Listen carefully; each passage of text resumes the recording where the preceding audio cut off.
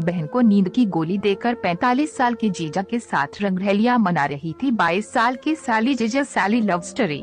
कई रिश्ते हंसी मजाक ठिठोली करने के लिए बनाए गए हैं, लेकिन इन रिश्तों का कब गलत अर्थ निकालकर लोग गलत रास्ते पर चले जाते हैं, ये पता ही नहीं चलता।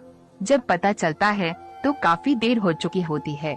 ऐसा ही एक मामला सामने आया है जिसमें एक 22 वर्षीय युवती 45 वर्ष के रिश्ते के जीजा के साथ फंसी हुई है।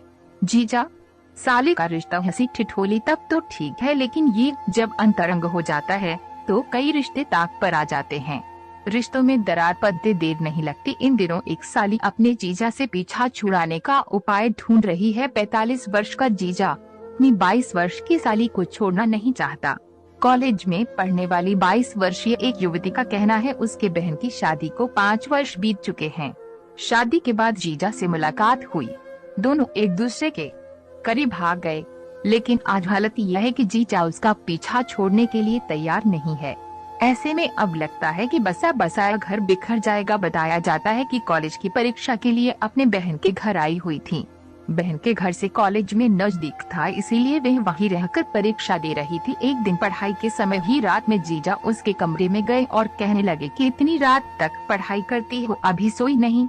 उसने बताया कि जीजा से बातें करना उसे भी अच्छा लग रहा था। लड़की स्वयं बताती है कुछ देर के पश्चात जीजा ने कि उसके हाथों से किताब लेकर नीचे रख दिया और प्यार से उसे सहलाने लगे। उसे भी अच्छा लगा और दोनों एक दूसरे में खो गए।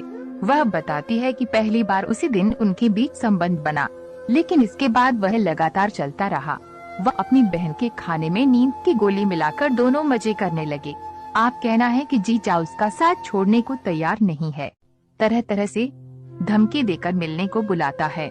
लगातार शारीरिक संबंध बनाने का प्रयास द्वारा किया जा रहा है। इस मामले में एक संपर्क का कहना है कि उसे अपने रिश्ते के संबंध में पश्चाताप होना चाहिए।